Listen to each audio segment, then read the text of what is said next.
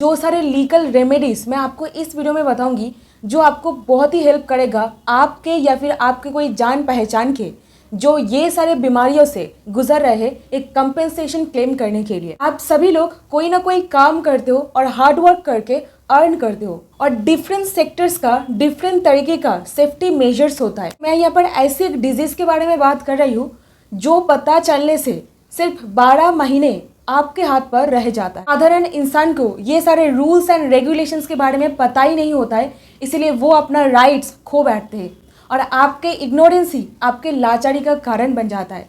सो hi everyone, आप देख रहे हो डिकोड द लॉ। मैं हूँ एडवोकेट पापिया। सिंपल लैंग्वेज में कानूनी ज्ञान आप तक पहुंचाना यही उद्देश्य है। तो जो सारे labourers, electricians, pipe filters, plumbers, insulators, shipyard workers, demolition workers, bake machineries, selected military personnel, home remodellers and asbestos miners, इनके ऊपर ही हाई रिस्क फैक्टर काम करता है ये बीमारी लग जाने का। आज बात करूंगी मेसोथेलियोमा कैंसर के बारे में। फैक्ट्रीज एंड लेबर्स लॉ में बहुत सारे ऐसे गाइडलाइंस या फिर रूल्स एंड रेगुलेशंस बताया गया है जो एक लेबर को प्रॉपर सेफ्टी मेजर प्रोवाइड करने के बारे में बोलता है और जिस तरीके का काम आप करते हो वो काम करने से कौन सा डिजीज आपको हो सकता है या फिर नहीं, इसको समझ करके प्रॉपर सेफ्टी मेजर्स आपको दिया जाने का बाद ये सारे कानून में बताया जाता है। ये एक ऐसा कैंसर होता है ये आपके लंग्स, हार्ट और पेट के लाइनेज में होता है। ये होता कैसे है?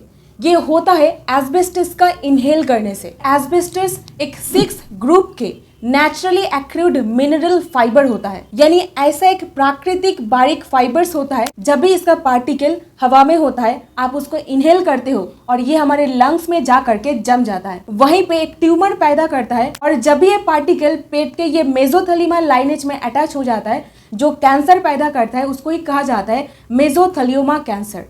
और मेसोथेलियोमा कैंसर ये आपको पता चल गया कौन सा वर्कर्स, कौन सा लेबरर्स को ज्यादा होने का हाई रिस्क फैक्टर होता है। अभी ये आप प्लीज सोचो आपके आसपास ऐसे कौन सा लेबर है जो ये सारे काम करते हैं। अभी देखिए, आप जो फैक्ट्री या फिर ऐसा कोई काम करते हो जहाँ पर एस्बेस्टस को लेकर के काम किया जाता है, दैट मीन्स वही फैक्ट्री, वही अथॉरिटी का रिस्पॉन्सिबिलिटी बन जाता है आपको सेफ्टी मेजर्स प्रोवाइड करना ताकि वो सारे पार्टिकल्स आपके बॉडी में ना जाए। ये मटेरियल बहुत ही काम का होता है क्योंकि ये स्ट्रेंथन करने के लिए सीमेंट एंड प्लास्टिक्स को प्रोवाइड करता है insulation, fireproofing, building, textiles या फिर मिलिट्री व्हीकल्स में साउंड प्रूफिंग मटेरियल बनाने के लिए इसको इस्तेमाल किया जाता है। खास करके बिल्डिंग एंड कंस्ट्रक्शन वर्क में इसका ज्यादा यूज देखा जाता है। ऑटो इंडस्ट्री, खास करके बाइक रिपेयर करने का जो सारे काम वगैरह होता है, इसी के साथ railway construction, ship building and naval services में इसका इस्तेमाल किया जाता है। और यहीं पे आपको एक एग्जांपल देती हूँ, न्यूयॉर्क सिटी में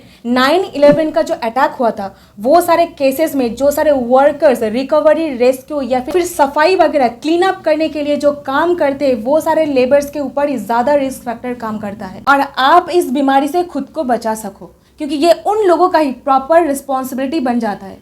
और अक्सर बहुत सारे नेग्लिजेंस के केसेस भी सामने आ जाता है जहां पर प्रॉपरली सेफ्टी मेजर्स दिया नहीं जाने के कारण इंसान को ये सारे बीमारी हो जाता है। और अभी मैं आपको बताती हूँ कौन सा लीगल रेमेडी, कानूनी रास्ता आपके पास खुला रहता है ऐसे केसेस में कंपेंसेशन क्लेम करने के लिए। जिनको ये बीमारी लगा है उनके ऊपर जो डिपेंडेंट्स है, बीबी, बच्चे, जो सब कुछ है, उनको थोड़ा सा रिलीफ देने के लिए ये वो सारे अथॉरिटीज के रिस्पॉन्सिबिलिटी बन जाता है आपको प्रॉपरली मेडिकल एक्सपेंसेस ये सब कुछ आपको प्रोवाइड करना। इनफैक्ट आपको ये बीमारी लग जाने से आप इनकम नहीं कर पा रहे हो, इसीलिए सब कुछ एक्सपेंसेस देना उनका ही रिस्पॉन्सिबिलिटी बन जाता है। और अभी मैं आपको बताऊँ वो सारे कानूनी रास्ता आपको क्या करना चाहिए। इंडिया में 3 लॉज के अंदर आप ये केस फाइल कर सकते हो।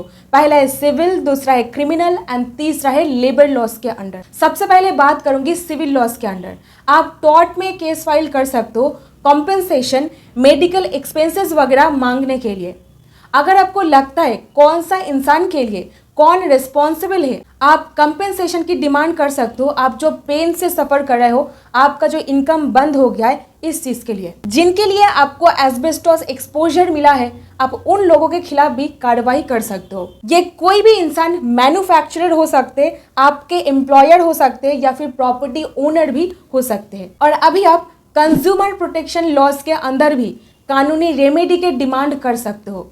सपोज ऐसा कोई प्रोडक्ट आपको बेचा गया without any kind of warning that यहाँ पर एस्बेस्टॉस यूज किया गया है, तो आप कंज्यूमर प्रोटेक्शन लॉस के अंदर भी कंपेंसेशन के लिए डिमांड कर सकते हो, जहां पर आप प्रोडक्ट लाइबिलिटी क्लेम कर सकते हो कोई भी manufacturers, distributors, sellers of asbestos containing products ये एलिगेशन लगाते हो दैट आपको ये अनसेफ प्रोडक्ट यूज करने से ये इंजरी हो गया है। नेक्स्ट रेमेडी हो सकता है कंपेंसेशन स्कीम्स। इंडिया में बहुत सारे स्टेट्स में ऐसे रूल्स एंड रेगुलेशंस या फिर कुछ स्कीम्स अनाउंस किया जाता है जिससे आप कंपेंसेशन क्लेम कर सकते हो खुद के लिए या फिर खुद के फैमिली के लिए। अभी बात करूंगी क्रिमिनल रेमेडीज के ऊपर, जिससे आप एक क्रिमिनल कंप्लेन भी, क्रिमिनल केस भी फाइल कर सकते हो, जैसे कि negligence and criminal liability. Suppose ऐसा कोई इंटेंशनल, इच्छाकृत मिसकंडक्ट या फिर ऐसा कोई एक्ट या फिर ओमिशन या फिर ऐसा कोई ग्रॉस नेग्लिजेंस किया गया है जिससे आपको एस्बेस्टॉस की तरफ एक्सपोजर मिल गया है,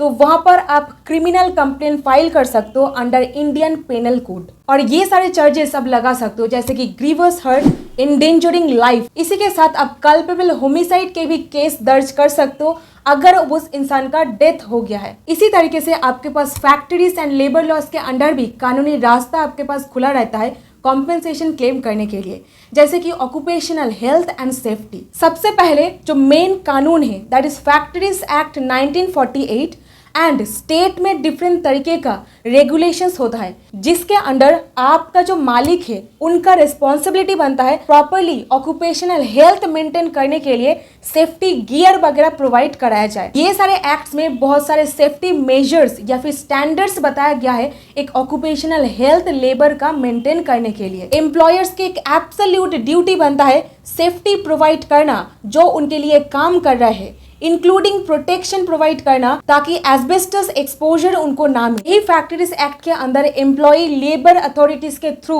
एम्प्लॉय ये क्लेम कर सकते हैं दैट उनका राइट वायलेट हो गया है और कंपेंसेशन दिया जाए। ये सारे डिजीज आपको होने के कारण आप एलिजिबल बन जाते हो वर्कमेंस कंपेंसेशन बेनिफिट मिल जाने का। यूएस में ऐसे केसेस जो एडवोकेट लड़ते हैं उनको कहा जाता है मेसोथेलियोमा अटॉर्नी। प्रॉपर एडवोकेट के साथ कंसल्ट करना, प्रॉपर आपका लीगल ड्राफ्ट तैयार करना, ये सारे केसेस में बहुत इंपॉर्टेंट रोल प्ले करता है। लीगल रिप्रेजेंटेशन एंड गाइडेंस देंगे आपको और आपके फैमिली को। लीगल कंसल्टेशन प्रोवाइड करना on the basis of the merit of the case. Number 2, case evaluation, investigation करना। नेक्स्ट, फाइलिंग क्लेम्स, आपके बिहाफ पर केस फाइल करके आपको medical expenses, lost wages, pain and suffering and other damages आपको provide कराया जा सके मेसोथेलियोमा डायग्नोसिस के लिए। ऑल्टरनेटिव डिस्प्यूट रेजोल्यूशंस के रहते हुए outside court settlements and negotiations करके आपको कंपेंसेशन दिलाना। एंड फाइनली लिटिगेशन, आपके बिहाफ पर आपका क्रिमिनल केस या फिर सिविल केस लड़ना उनका काम होता है। So that's it in this video. ऐसे ही कानूनी नॉलेज को लेकर के जानकार बनते रहिए और अगर कुछ वैल्यू मिला है तो अपने दोस्तों के साथ जरूर शेयर कीजिएगा